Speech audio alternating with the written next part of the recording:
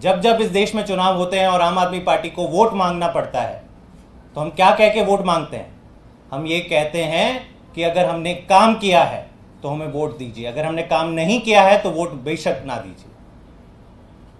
केवल आम आदमी पार्टी है इस पूरे देश में जो अपने काम गिनाती है और अपने काम के बलबूते पर वोट मांगती है।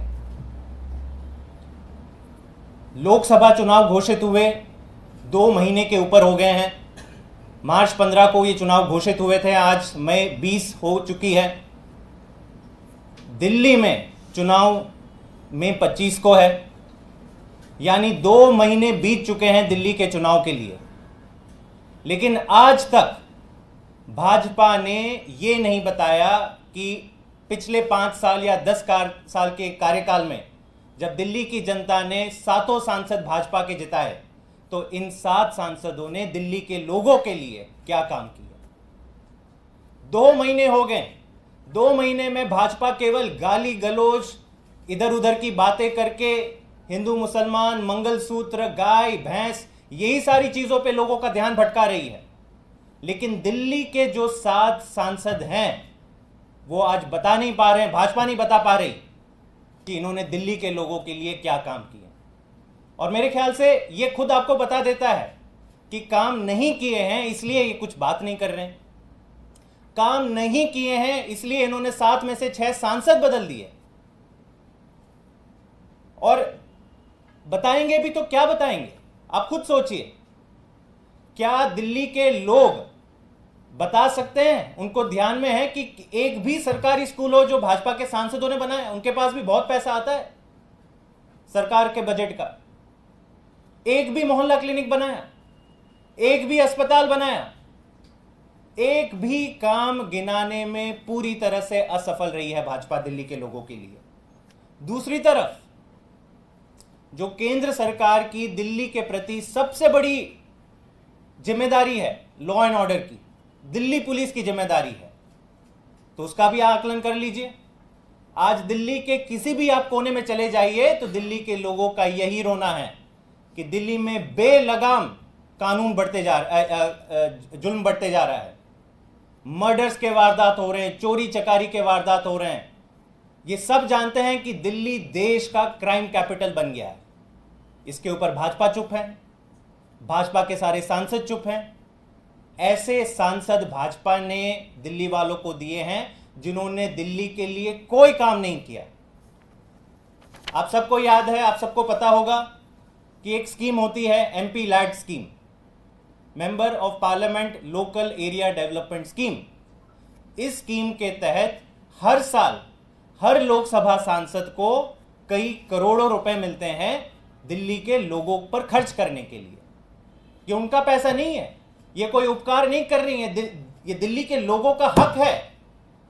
दिल्ली के लोगों का हक है कि उनके चुने हुए एमपी उनकी छोटी छोटी समस्याओं का हल करने के लिए जो बजट लगाना चाहें वो लगा सकते हैं। इसे चाहे तो वो स्कूल बना लें, क्लिनिक बना लें, रोड्स बनवा लें, सड़क नालियां बना लें।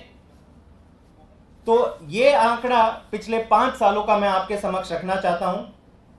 कुल 7 सांसद को 124 करोड़ आवंटित हुआ था। पिछले 5 साल का ब्यौरा मैं आपके सामने रख रहा हूं।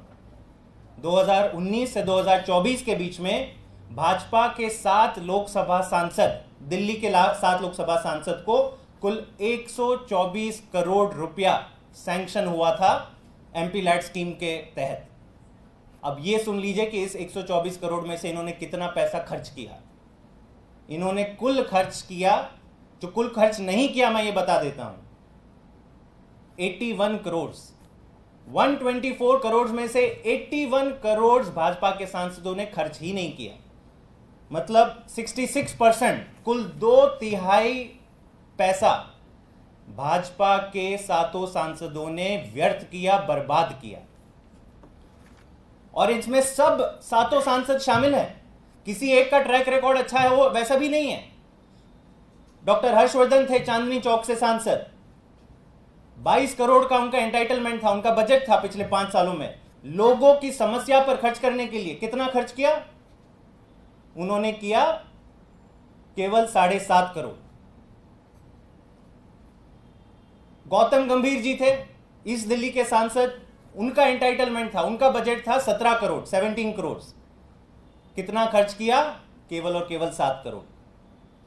मनोज तिवारी, जिनको वापस टिकट दिया भाजपा ने, पता नहीं क्या खूबी देख के टिकट वापस दिया, उनको भी 17 करोड़ मिला था।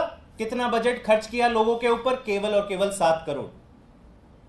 प्रवेश साहिब सिंह वर्मा, वेस्ट दिल्ली, 17 करोड़ बजट, खर्च किया 5 करोड़, 17 में से केवल 5 करोड़। राजहंस, नॉर्थ वेस्ट दिल्ली के जो सांसद थे, उनको भी 17 करोड़ मिला, 5 करोड़ खर्च किया।